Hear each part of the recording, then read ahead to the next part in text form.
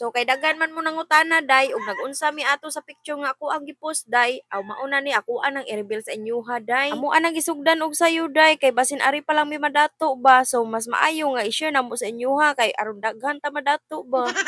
Lahi ra man ang uban day kay ilaha ra man ang isikreto day kami day i-share namo sa inyoha day uy. May nang walay musuya day ba nga dato mi kay kahibaw naman mo ug unsa ang among gibuhat. Kay kanang pagkadato day wa jud nay shortcut day kinanglan pud jud nato naman ning kamot day. Nang ikaw diha ug ganahan kamo dato ako tan-awa ni among video. So mao to day sa wala pa nakahibaw diha magpatubo di ay mig mushroom ani day kadang mushroom nga sa saging ba. Kung wa ka kaila ana day aw dato na ka day ayaw na pagtan-aw ani nga video day.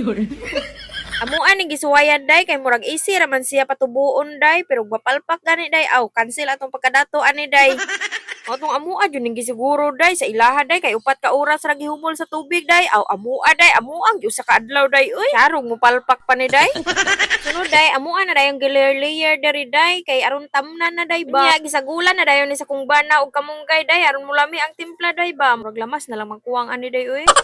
Dito day kay dili man mi expert ani day amo ara ning gisuwayan ug mutubo siya day aw pasalamat mi ug dili aw dilito na to day nga mutubo siya day naunsa.